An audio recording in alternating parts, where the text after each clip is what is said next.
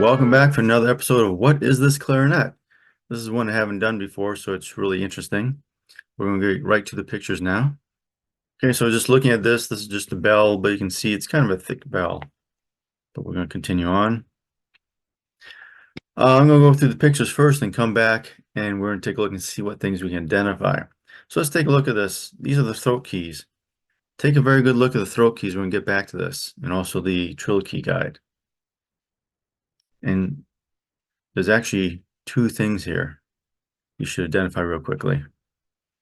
I'm not going to identify the second thing, but things out of the ordinary. Next picture. Nothing out of the ordinary here. Kind of looks the same as all other ones. We'll keep going here. As you can see, there is a tenon cap, though. Keep that in mind. The other side where the register key is and the trill key guide, we can see again. We can see also a top tenon cap also. We continue on. You can see the posts real quickly. You can see the posts here have 2 feet to them, one on either side, so it's a really stable clarinet. The posts aren't going to fall out. Unlike the Malern one, which I forgot to mention in my previous video, Malern had standard feet for the posts, but it had a little cutout for it where they drill a screw next to it with a large head on it that keeps the post there. A much cheaper way of doing it. Now, this is a more higher quality method of doing it, and nicely pointed pad cups too. There's nothing out of the ordinary here. One little thing out of the ordinary here, if you look at the top of the ring keys, you'll see that the bridge key going to the pad cup arm is one continuous piece. And of course it's straight, unlike a Malern where it's twisted because the post you can see is more north of where the arms go across from the bridge key to the top pad cup there. And you take a look at the pinky keys on the far side for the left hand, you'll see that they're really flattened. They're flattened in a different way. If you take a look at your clarinet and become more familiar with the way they hammer these keys out or manufacture them, this is just a different way of manufacturing. I don't think they really bend or anything, but you know, they're different in manufacturing. Going on each of those keys there, now you'll notice here real quickly, these are lifters. I was going to get back to it, but these are lifters, not pin and socket. The side keys. So we actually have a mixture of professional level and intermediate student level design. Now here's an interesting thing. Always keep this in mind. Look under, see this frog foot down here? It's U-shaped. Usually it's like a claw, double claw shaped thing. This one is U-shaped, which doesn't occur in very many clarinets. I mean, a lot of these indicators, they really pinpoint who made this clarinet.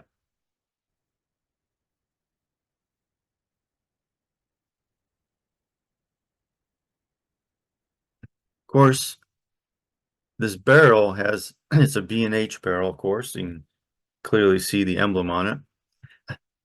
The rings on it, though, I don't think these are B&H rings. These are like, someone put these on after the fact. They don't correlate to the other rings. We'll take a look again. Keep this in mind. See how these are kind of fluted and come up to a point in the middle? If we just go to, you'll see this ring is more standard, couple scallops and little rounded part in the middle. See, there's a better view of that one ring. This is more standard like. The other rings I can't remember seeing any rings like that before. Jumping back to it. You can see here.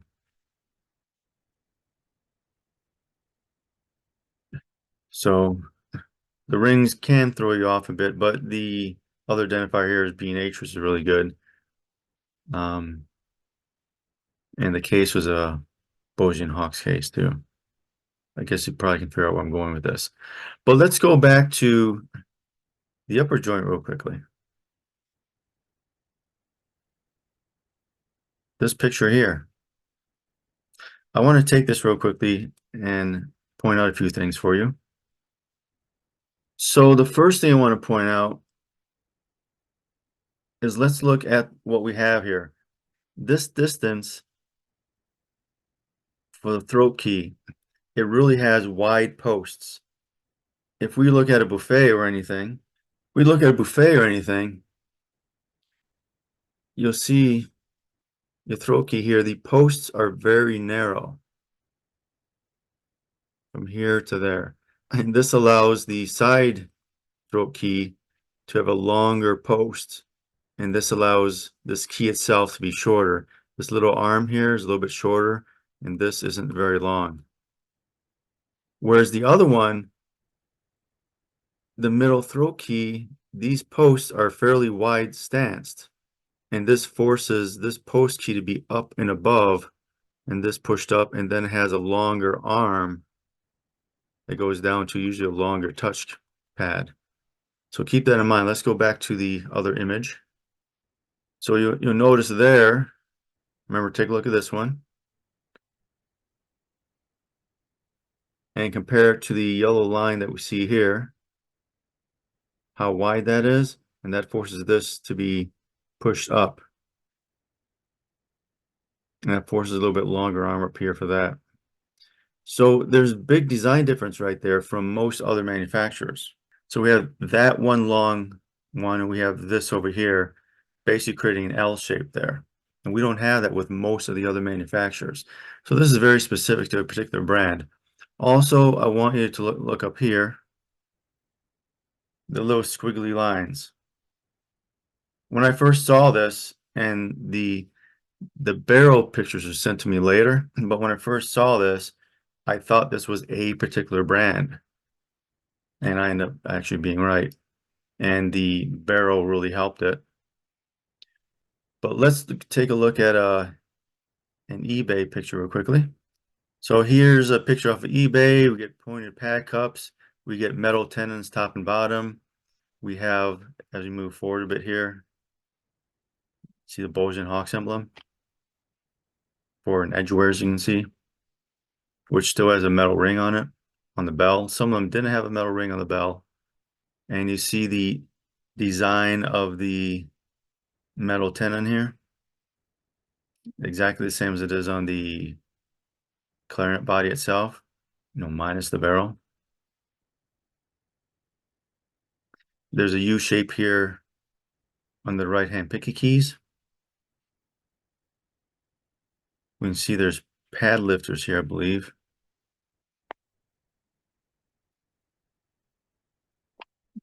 And we can see the throat keys. We got long middle throat key here pushing the side throat key up, and the posts are aligned like an L shape. Now you notice I took a whole bunch of looks at edgeware on eBay, and it's like they kept changing the location of the trill key guide. One was up here, one was next to the B flat throat key. One had a half one down here and a full one up on top. Really kind of interesting. They kept moving that around. But this particular one doesn't have feet, extra platforms on the base of the post. So this is different generations. We know the trill key guide is in different location.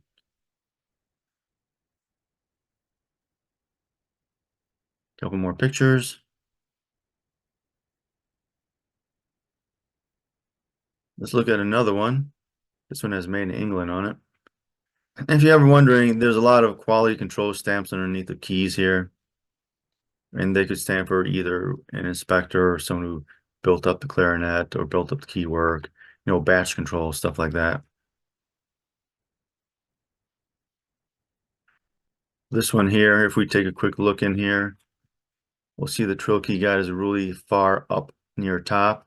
And you can see a half of a trill key guide down there, lower down there where there was just one before.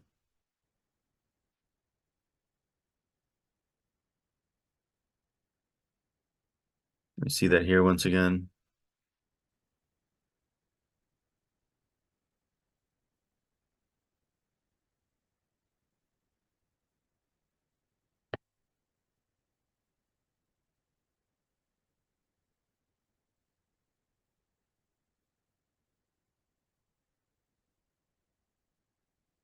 Here's that U-shaped underneath the right-hand pinky keys. That's really a big identifier. You can see the shape of the tenon over here, the belt, the tenon ring.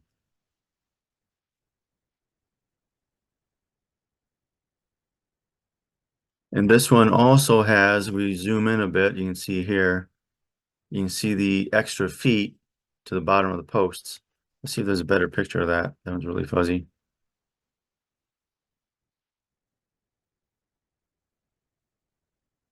Zoom into this one. Kind of see it there. It's fuzzy there too.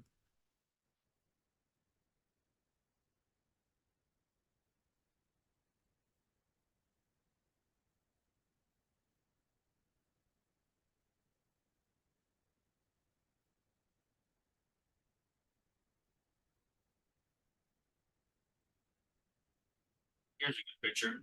You can see the extra wings and the feet for the screw downs, both front and top and bottom of each post here. So my clarinets never stuck in time. They always make some improvements here and there. And what they did to lower costs, I'm guessing, down the road is they eliminated the little wings on the bottom of the post and the extra screw downs and just went with the posts screwed into the wood itself. Now this could be just be inserted into a hole. It needs the screw downs to keep it there, or it could be screwed in. And there's a lot of ways manufacturers can do that. They just changed the way they did to lower cost and a little bit lower time of production.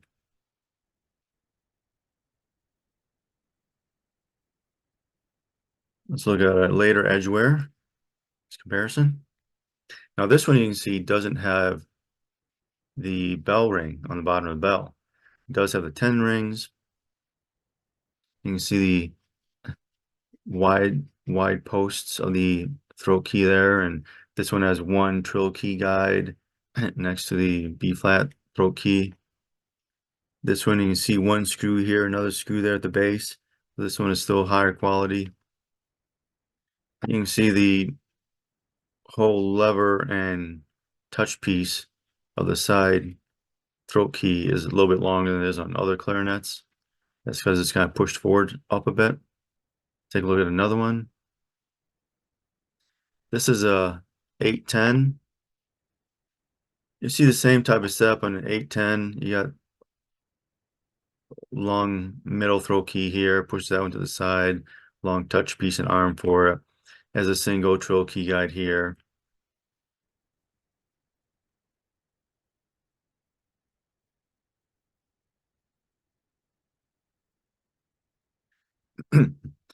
You'll see the screw downs, extra foot placements for the post here. This one's to the side, which is kind of odd. Actually, that looks more like a, this has a base to it. This one, I don't know if it has a base to it or not. That was changed.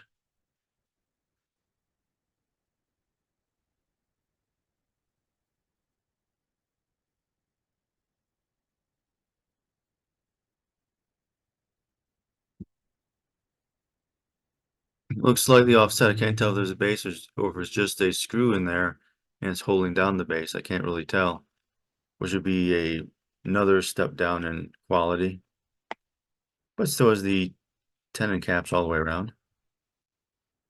But little idiosyncrasies like this are things you look for in differences.